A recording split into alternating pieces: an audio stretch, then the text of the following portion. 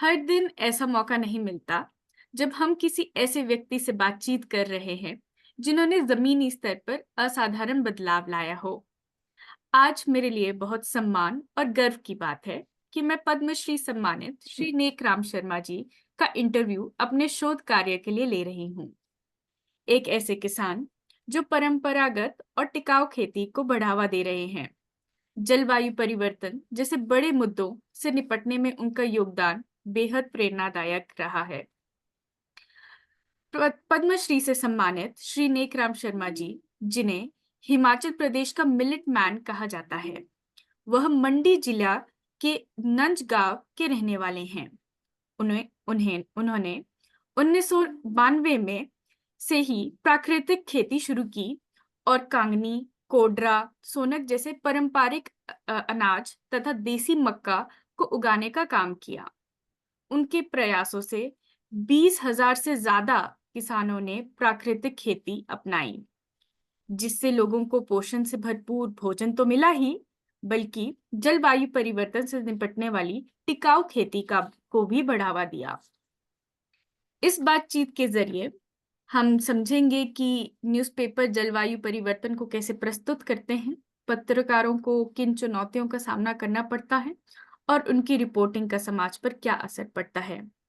नेकराम शर्मा जी, मेरे साथ जुड़ने के लिए आपका बहुत बहुत धन्यवाद। चलिए सर, हम इंटरव्यू की ओर बढ़ें पहले प्रश्न से कि हिमाचल प्रदेश में आमतौर पर अखबार में जलवायु परिवर्तन के मुद्दों को कैसे प्रस्तुत किया जाता है? जी, देखो, जितना सारा मीडिया के अंदर सब चल रहा है, वो तो एक कोशिश है, एक पहल है।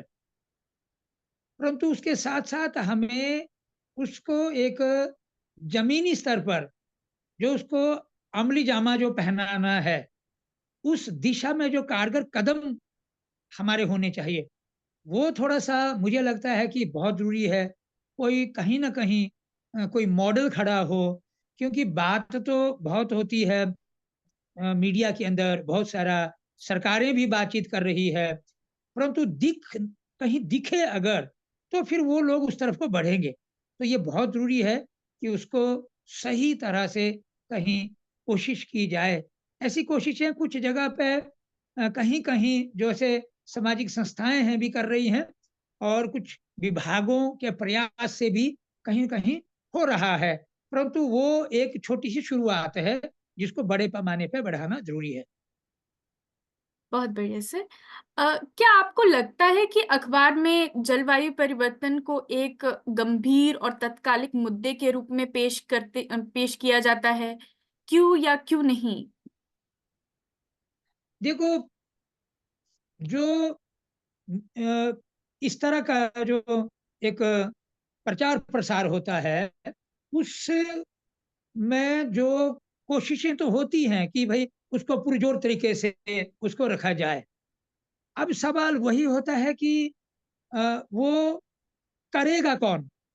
सवाल ये है कि हमारे एक कहावत है कि हरिद्वार जाने से अच्छा होगा, मगर वो जाते-जाते पता चलता है कि कैसे पहुँचते हैं हरिद्वार, वो बहुत दूर भी है और मुश्किल भी है पहुँचना।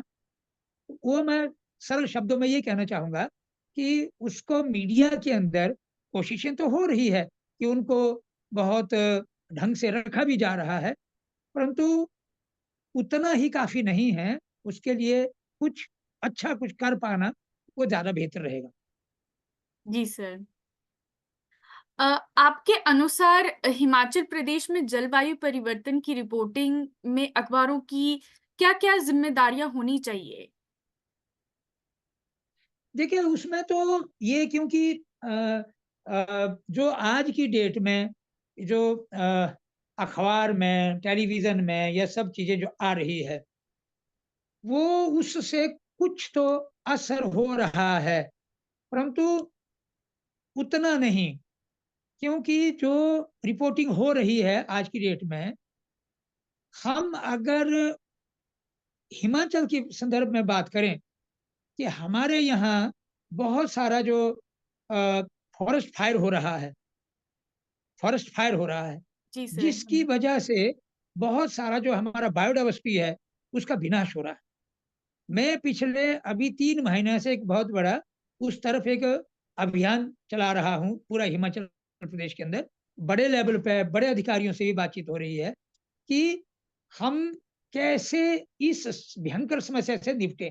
ये बात ठीक है कि वो अखबारों में भी खबर छपेगी, वो टीवी में आएगा, सोशल मीडिया में वो आएगा, परंतु वो नीचे जहाँ करना है, जो सरकार को करना है उस पे कदम, सरकार को सरकारी स्तर पे जो सुविधाएँ होनी चाहिए वो सब नहीं हो पाता है। हम्म। मैं आज सुबह ही लिख रहा था एक कि जहाँ हमारे देश में विज्ञान ने इतनी तरक्की की है कि 200 लोग एयरबस में बैठ करके आसमान में उड़ते हैं।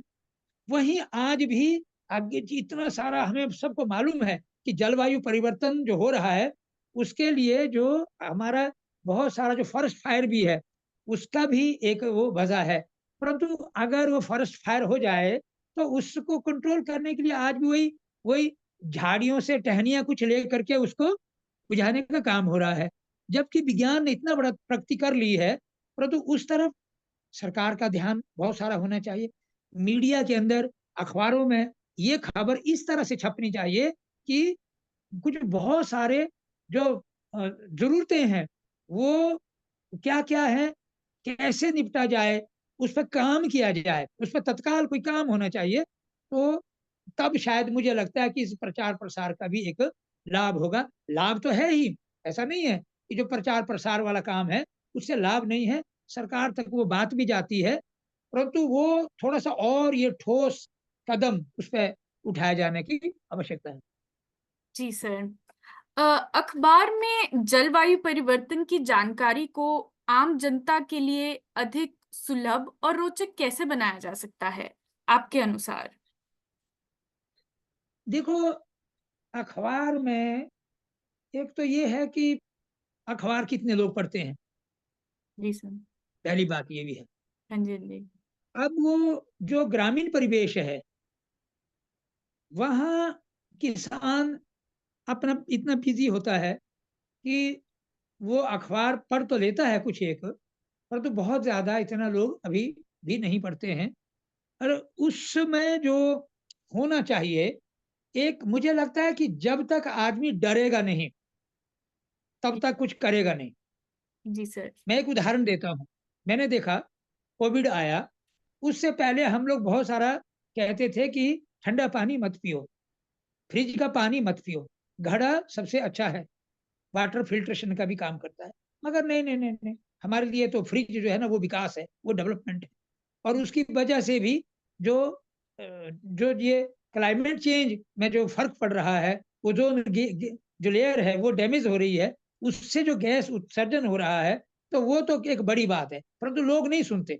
जैसे ही कोविड आया, लोगों को ज़रा-सा पता था कि ठंडा पानी पिएँगे जुकाम लगेगा, तो सब लोगों ने गाँव में भी जो फ्रिज का पानी पीना बंद कर दिया। अभी भी हम लोग बहुत जगह ये बात करते हैं कि फ्रिज का पानी बोला ना, ना, ना, फ्रिज का पानी नहीं पिएँगे। हुँ। तो वो डरे, तब उन्होंने किया। इसलिए मुझे लगता है अखबारों के माध्यम से भी इस तरह के कुछ चित्र जाने चाहिए कि ताकि वो उसमें जो लिखा होगा, मुझे लगता है वो ज़्यादा लोग उसको महत्वपूर्ण नहीं मानते। जितना कि एक उसमें एक चित्र के माध्यम से दर्शाया जाएगा कि जो जो समस्या है, चाहे वो हमारे यहाँ बढ़ती आबादी की समस्या है, हमारे यहाँ शहरीकरण की समस्या है, प्रदूषण हो रहा है, कि इससे कितने भयंकर तरह की बीमारियाँ आ रही है।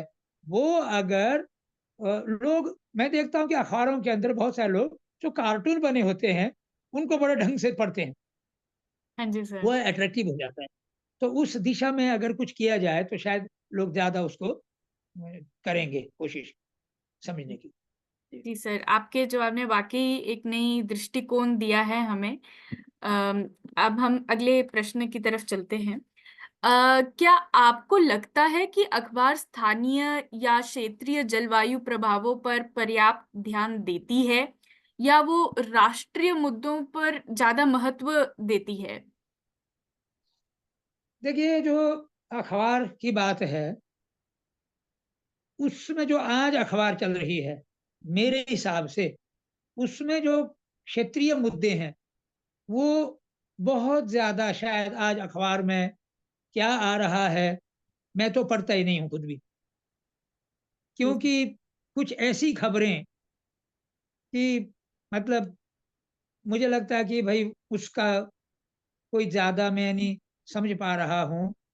अगर जो क्षेत्रीय मुद्दे हैं, कोई क्षेत्रीय अखबार निकले जी सर। और वहाँ उसमें जो क्षेत्रीय मुद्दे हैं, उनको बड़ी गंभीरता के साथ उसमें रखा जाए और निरंतर उसमें प्रयास हो, तो मुझे लगता है कि जैसे कुछ एक रेडियो चैनल भी होते हैं, जो लोकल चलते हैं, जिसमें जो बहुत सारा जानकारियाँ हो जाती हैं, तो लोग बड़े ध्यान से सुनते हैं। तो इस तरह का अगर कुछ प्रयास हो उसमें क्षेत्रीय मुद्दों को ज़्यादा प्राथमिकता दी जाए। अभी मेरे हिसाब से लगता है कि उसमें ज़्यादा नहीं है, समस्याएँ बहुत सारी हैं समाज में, परंतु उनको उतना जो बहुत ज़्यादा इससे उसको नहीं रखा जाता है उसमें, क्षेत्रीय जो मुद्दे हैं उनमें। जी। जी सर। अ, आपके अनुसार हिमाचल प्रदेश में जलवायु परिवर्तन की रिपोर्टिंग करते समय पत्रकारों को किन-किन चुनौतियों का सामना करना पड़ता होगा? आप एज़ एन मतलब एनवायरनमेंट एक्टिविस्ट आपका क्या विचार है कि क्या-क्या चुनौतियाँ सामना करना पड़ती होगी इनको? बहुत बड़ी चुनौतियाँ हैं, जी, मैं खुद एनवायरनमेंट के लिए काम करता हूँ जी, और जो आप सभी जानते हैं कि जो पत्रकार है, जो सही पत्रकारिता करेगा, उसके लिए हर जगह जोखिम है। मेरे लिए खुद जोखिम होता है। मुझे बड़े सँभल के चलना पड़ता है, क्योंकि जब हम लोग ये मुद्दे उठाते हैं, तो समाज के अंदर हम लोग को दुश्मन की तरह देखा जाता है और बहुत खतरे होते हैं, बहुत ज़्यादा। मैं तो खुद इन सब चीज़ों से निपट रहा हूँ कि जो हमारे जो क्षेत्रीय मुद्दे हैं, उसमें अगर बारीकी के साथ कोई अगर अखबार में लिखना शुरू करे, तो उसको बहुत ज़्यादा मुश्किल आती है, क्योंकि उसमें जो मुझे लगता है शायद सरकार की तरफ से भी जो एक कानूनी तौर से सख्ती होनी चाहिए, उसमें कमी है, वो नहीं है। तो इसलिए मुझे लगता कि वो है तो बहुत बड़ा रिस्की काम है।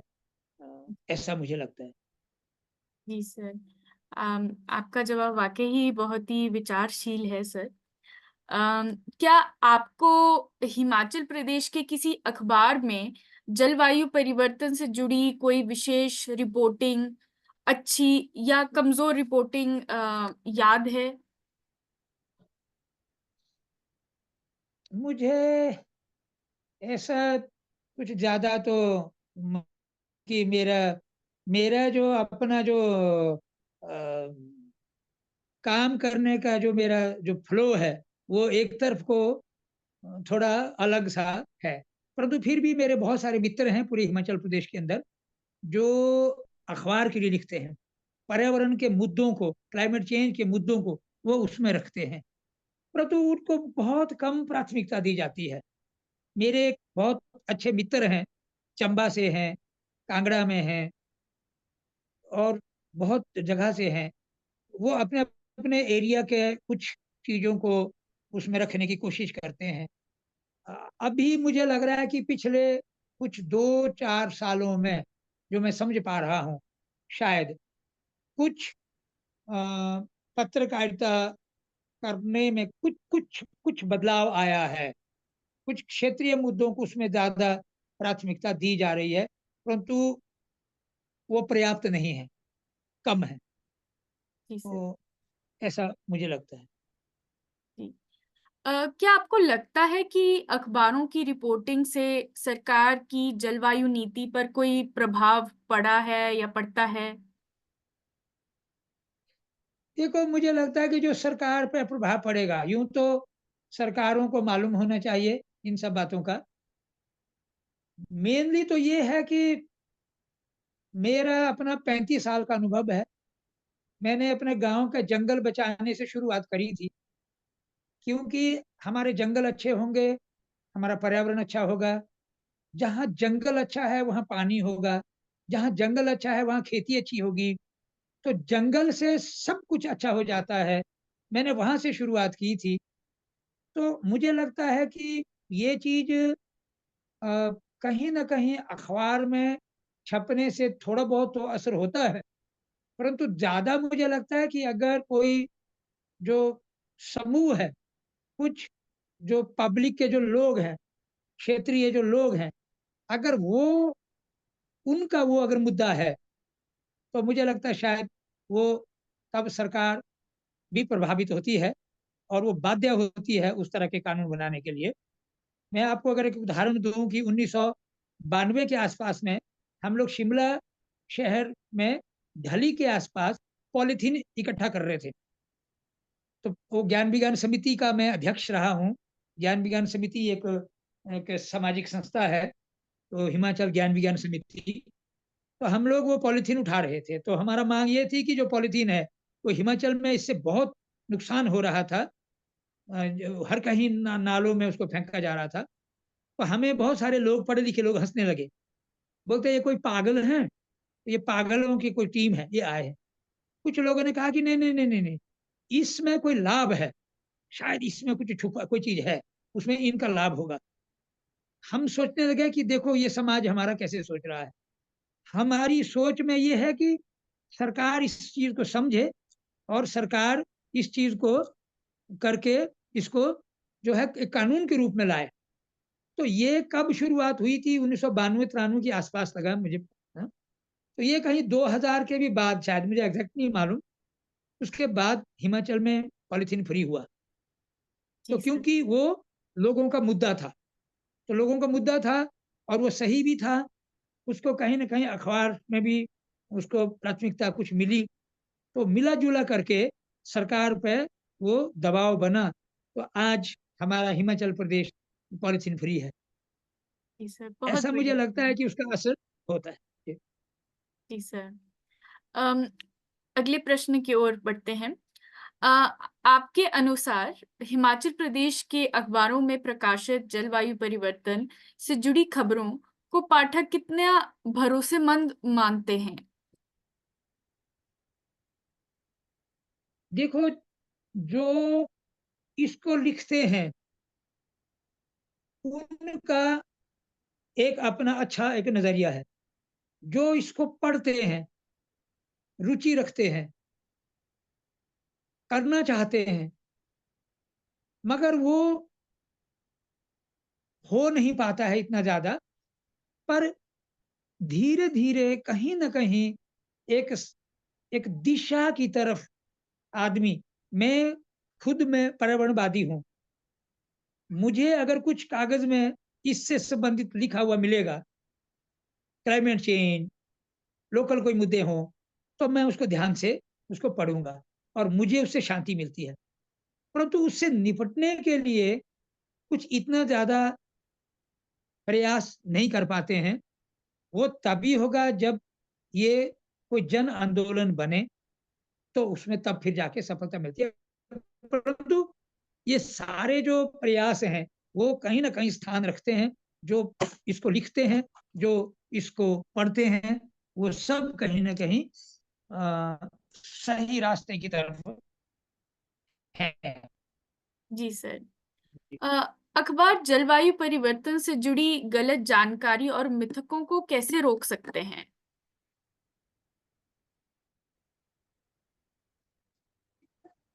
है कि सरकार तो बहुत कुछ कर सकती है, करने में आ जाए अगर, हम्म। और सरकार जो करती है, लोगों को सुनना पड़ता है, बात सही भी होती है। परंतु आज हम देख रहे हैं कि मुझे एक उदाहरण बड़ा वो लगता है, मैं कई जगह देता हूँ उदाहरण, कि एक कोई पेंट बनाने वाला कंपनी है, तो वो कहती है कि ये पेंट लगाओ तो धूल टिकेगी नहीं। हम कहते हैं कि धूल टिकेगी नहीं, कोई ऐसा पेंट बनाओ कि धूल आए ही नहीं, उड़े ही नहीं। वो नीचे ऐसा लगे कि पानी छिड़के, कुछ ऐसा करें, कुछ, मतलब सब बिज़नेस हो रहा है कि ठीक है, आपका धूल आ रही है, तो आप ये पेंट लगा लो, आपकी उसमें धूल टिकेगी नहीं। इस तरह के कितने सारे मुझे लगता है कुछ विज्ञापन ऐसे चलते हैं, से मुझे बड़ा हँसी भी आती है। तो इन सब मुद्दों पे सरकार को गंभीर होना चाहिए और जो पत्रकारिता है, अखबार है, उसमें भी हमेशा सही दिशा की तरफ ज़्यादा से ज़्यादा फ़ोकस होना चाहिए। क्योंकि जी। आज हम देख रहे हैं, हमने बहुत कुछ गँवा दिया है। हमने बहुत कुछ गँवा दिया है। ये जो हम आज देख रहे हैं चकाचौंध, मुझे लगता है शायद आने वाली औलादें को बहुत बड़ा संकट में हम लोग डाल रहे हैं। हमने बहुत विनाश कर दिया, पर्यावरण को खराब किया, पूरा ग्लोबल वार्मिंग हो रहा है, तो बारिशें नहीं हो रही है, हम डेवलपमेंट कर रहे हैं, मलबा हर कहीं फेंक रहे हैं, फ्लड आ रहे हैं, फिर हम बाद में कहेंगे कि ये तो नेचुरल क्लाइमेट ही है। वो प्राकृतिक आपदा नहीं है, वो मानव निर्मित है। तो ये बहुत बड़ी बात है एक कि उस तरफ सख्ती से कदम उठने चाहिए, ऐसा मुझे लगता है। जी सर, बहुत उम्दा सर। अगले प्रश्न की ओर बढ़ते हैं। हिमाचल प्रदेश में अखबारों की रिपोर्टिंग जनता की जलवायु परिवर्तन को समझने में क्या भूमिका निभाती है? अखबारों में जितना सारा रिपोर्टिंग आती है, मेरे तो बहुत सारे मित्र हैं जो पत्रकार हैं, पूरे हिमाचल प्रदेश के अंदर, जो बहुत इन सब चीज़ों के प्रति बड़े संवेदनशील हैं। अगर मैं मंडी की बात करूँ तो सारे पत्रकार बंधु, बीरबल शर्मा, मुरारी शर्मा, ये सब मेरे बड़े पुराने मित्र रहे हैं। 1990 के आस-पास में जब हम लोग अपने गाँव का 400 हेक्टेयर जंगल को बचाने में मुहिम शुरू की थी, तो हमें कितना भुगतना पड़ा, कितना मतलब तकलीफ़ों में हम लोग थे। तो ये सब लोग जो है उस चीज़ को अखबार के माध्यम से उजागर करते रहे। तो धीरे-धीरे जो है ये जो प्रयास हैं वो कहीं न कहीं तो क्योंकि जो कलम से लिखा जाता है, वो अमिट है। तो वो बहुत सारे जो पत्रकार बंधु हैं, मैं जिनको जितने जानता हूँ, तो वो पूरी तरह से प्रयासरत तो रहते हैं। परंतु जो मुझे लगता है कि हमें और ज़्यादा ध्यान देने की आवश्यकता है, बिना डरे, बिना झिझके क्योंकि अभी जो संकट है, वो बहुत ज़्यादा बढ़ता ही जा रहा है। कोई हल मुझे नहीं लगता कि निकल रहा है। जी सर।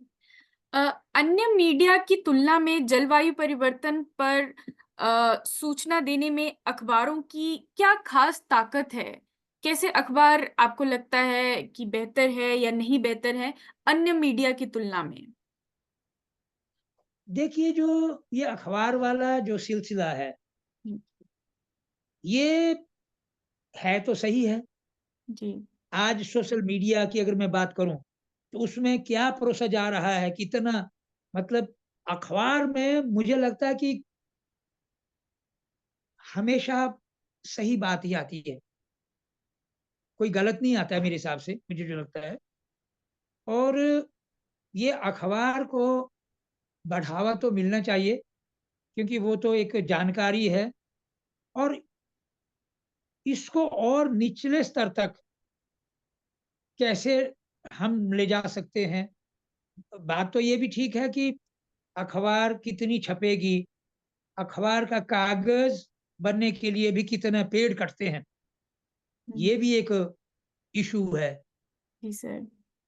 परंतु जितना हो रहा है, हुँ, वो क्षेत्रीय जो कुछ प्रॉब्लम्स होती है, बहुत बड़ी अखबार ना होकर के छोटी हो, उसमें बहुत सारी जो ग्रास रूट लेवल की जो प्रॉब्लम्स है, वो उसमें लगातार उसमें आए, ताकि वो बड़ा जो मीडिया है, वो उसको फिर पकड़े, क्योंकि वो सही एक सबूत होगा निचले स्तर का, जी तो सर। उसकी भूमिका रहेगी।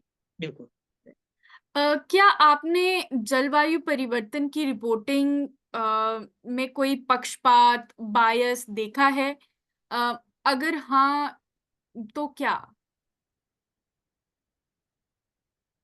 नहीं, मेरी समझ से मतलब मुझे इस प्रश्न पे कोई ज़्यादा जानकारी इतनी तो नहीं है, परंतु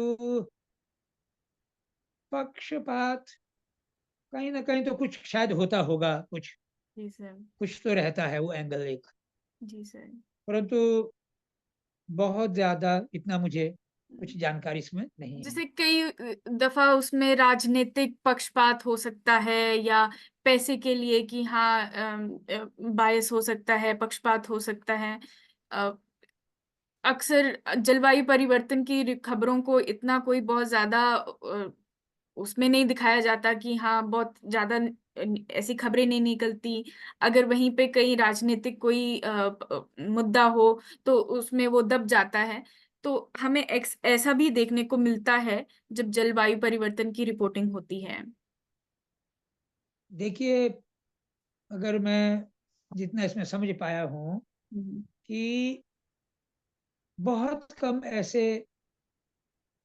भाई हैं जो बड़े गंभीरता के साथ जलवायु परिवर्तन वाले जो मुद्दे हैं वो रखते हैं, हम्म। पर शायद सब नहीं। जी। और दूसरी तरफ ये होता है कि उस अखबार को पॉपुलर बनाने के लिए हम्म। भी एक सवाल शायद होता होगा। जी। तो हम्म। उसमें लोग क्या सुनना चाहते हैं ज़्यादा, हम्म। लोग क्या पढ़ना चाहते हैं ज़्यादा, मुझे लगता है उसका भी ध्यान रखा जाता है। जी। जबकि जो स्थानीय मुद्दे हैं, बहुत तरह का हैं समाज के अंदर आज की डेट में, हम्म। उनको उतना स्थान शायद नहीं मिल पाता इस वजह से।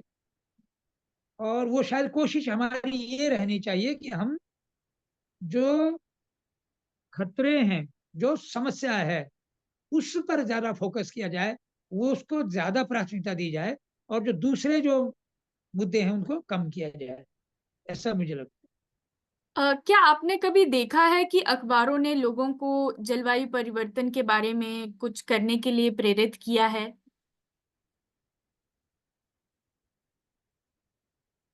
देखो, ये तो कहीं-कहीं है, ऐसा देखा जाता है। क्योंकि अगर मैं अपनी बात ही कहूँ, तो जब हम कुछ भी पढ़ते हैं, हम अखबार में पढ़ते हैं या हम किसी पुस्तक में पढ़ते हैं, कहीं पर भी, तो उससे कुछ तो प्रेरणा मिलती है हमें। जी। मुझे ये लगता है कि जो मुद्दों पे आधारित कोई बात है, जी। वो समाज को भी और जो कुछ चिंतन करने वाले जो लोग हैं, जी। अगर इस तरह का कोई खबर हो तो उससे कुछ तो प्रेरणा मिलती है। जी सर। जी सर। जी। अगली प्रश्न की ओर बढ़ते हैं। अखबारों में जलवायु परिवर्तन की गहराई और सटीकता को सुधारने के लिए क्या-क्या रणनीतियां अपनाई जा सकती हैं? देखो, ये फिर वही जी सर। है बात कि अगर हमें लगता है कि हम्म। जो जलवायु परिवर्तन है, ये हम्म। बहुत बड़ा गंभीर विषय है, जी। तो इसको कैसे ठीक किया जा सकता है, जो मुझे जो लगता है हम्म। कि अभी हमारा जो समाज है, हम्म। उसमें जो अवेयरनेस लेवल है, वो बहुत ही लो है। जी। जी। जी। ऐसा बहुत सारे पत्रकारिता करने वाले बंधु लोग हैं। ऐसे मैंने देखा हिमाचल प्रदेश के अंदर बहुत सारे अधिकारी हैं, जो पूरा लगन के साथ इन सब मुद्दों पे लोगों को अवेयरनेस देने की बात करते हैं। मुझे लगता है शायद ये सबसे बड़ा महत्वपूर्ण है कि प्रैक्टिकल जो बहुत सारे कम्युनिटी के साथ मिल करके कुछ अगर किया जाए इस दिशा में, तो जी। शायद ज़्यादा बेहतर मैं समझ पा रहा हूँ। जी सर। बहुत उम्दा सर। अब हम अपने इंटरव्यू के आखिरी सवाल पर आ चुके हैं। पत्रकार वैज्ञानिक डेटा और वास्तविक जीवन के अनुभवों को बेहतर तरीके से कैसे जोड़ सकते हैं ताकि जलवायु परिवर्तन की रिपोर्टिंग अधिक प्रभावी हो सके। हम हम्म। इसके बारे में काफी हाँ। बातचीत कर चुके हैं ऑलरेडी। थोड़ा सा आप इस पे और अगर अपने विचार प्रकट करना चाहते हैं। देखिए, मुझे लगता है कि सरकार के स्तर पर जी। अगर सरकारें बिल्कुल अंदर के मन से कुछ करना चाहें, तो ये जो रिपोर्टिंग होती है, जो पत्रकारिता, जो इसके लिए ऊपर के स्तर पर, पत्रकारिता के स्तर पर भी एक बहुत बड़ा अ, एक अवेयरनेस देने की जरूरत है, जी सर। और जिसमें सरकार का बहुत बड़ा सहयोग की आवश्यकता है। जी सर। अब मैं एक पर्यावरणवादी हूँ। जी। अगर मुझे और ज्यादा कुछ इनपुट मिलेगा, हम्म। तो मैं और बेहतर ढंग से कुछ लिख सकता हूँ हम्म। और समाज में कुछ कर सकता हूँ मैं। जी सर। इसके लिए बहुत जरूरी है कि सरकार के स्तर पर हम्म। इन मुद्दों को गहनता से और ज्यादा प्रस्तुत करने के लिए ऐसे लोगों को चिन्हित किया जाए, जी सर। और उनका जो अवेयरनेस लेवल है और ज्यादा हो। जी सर। तो मुझे लगता है शायद, क्योंकि आज तो कम्युनिटी के अंदर भी बहुत सारे जो कम्युनिटी रिसोर्स पर्सन तैयार हुए हैं। अगर मैं हिमाचल की बात करूं, तो इस वक्त हजारों लोग कम्युनिटी के हम्म। जागरूक हो चुके हैं। जी सर। अब और ज्यादा जरूरत है कि कुछ और ज्यादा अवेयरनेस दी जाए, और जिसमें जो हमारा मीडिया के लोग भी हैं, तो हम्म। जो सही ढंग से उस अपनी बात को जो है सरकार तक पहुंचाने में मदद करें। मुझे लगता है कि अभी एक मेरा दिल्ली नीति आयोग के साथ एक मीटिंग थी, जी। तो पता नहीं मेरा नाम किसने उसमें डाल दिया, तो मैं गया। और वहाँ जब मैंने अपनी बात रखी, तो जो नीति आयोग के जो वहाँ साहिबान थे, हाँ जी। तो बड़े गौर से मुझे देखने लगे। तो जी। मैंने हिमाचल का जो दर्द है, जो क्योंकि अंदर की बात होती है, कि मुझे लगा कि मेरा हिमाचल कैसा था और आज क्या हो रहा है उसमें। जी। तो उन्होंने मुझे फिर जा करके बुलाया कि आपको अपनी बात और रखनी है, कि जी। ये तो जमीनी स्तर की कोई बात है, कि हम्म। वो अगर भारत सरकार तक पहुंचेगी, वो जाकर के ऊपर इंटरनेशनल लेवल तक जाएगी बात। जी। वो एक तो मुझे ये लगा कि इस तरह के मेरे जैसे हजारों हजार लोग हैं, जी। तो अगर उनको आगे मौका मिलता हो अपना अपना बात रखने इलाका की की। जो जी। प्रॉब्लम्स कैसे हो रहा है, क्योंकि ये जो ग्लोबल वार्मिंग हो रहा है, जो क्लाइमेट चेंज हो रहा है, इसमें बहुत सारी छोटी छोटी चीजें हैं जो जी। क्लाइमेट को बाधित कर रही है। जी। अब उसमें से एक हमारा है नेचुरल फार्मिंग। हम लोग नेचुरल फार्मिंग की तरफ बहुत ज्यादा ध्यान क्यों दे रहे हैं? जी। क्योंकि इस केमिकल फार्मिंग की वजह से भी बहुत सारा क्लाइमेट में गड़बड़ आ रहा है। जी सर। हम मिलेट्स की बात कर रहे हैं, परंपरागत हमारे जो अन्न है, जिसको भारत सरकार ने श्री अन्न बोला, जी। वो पूरी तरह से क्लाइमेट रेजिलेंट है। जी तो सर। अगर हमें इसको रोकना है, क्लाइमेट चेंज जो जो हो उसको रोकना है हमें, तो हमें बहुत सारे तरफ जाना पड़ेगा। जी। बहुत सारे एंटी नेचर जो काम हो रहे हैं उनको रोकना पड़ेगा। जी सर। तो वो उसमें थोड़ा सा एक जो एक समझ है, उसमें एक बढ़त हो जाती है, जी सर। ऐसा मुझे लगता है। जी सर। जी।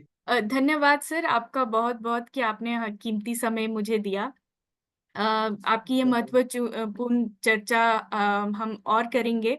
आपकी बातें ना केवल मेरे शोध के लिए उपयोगी रहेगी बल्कि उन सब के लिए उपयोगी रहेगी जो जलवायु परिवर्तन और न्यूज़पेपर्स की भूमिका को समझना चाहते हैं। हमें उम्मीद है कि आप अपना काम ऐसे ही करते रहें और जागरूकता फैलाते रहें। एक बार फिर से मैं आपका बहुत बहुत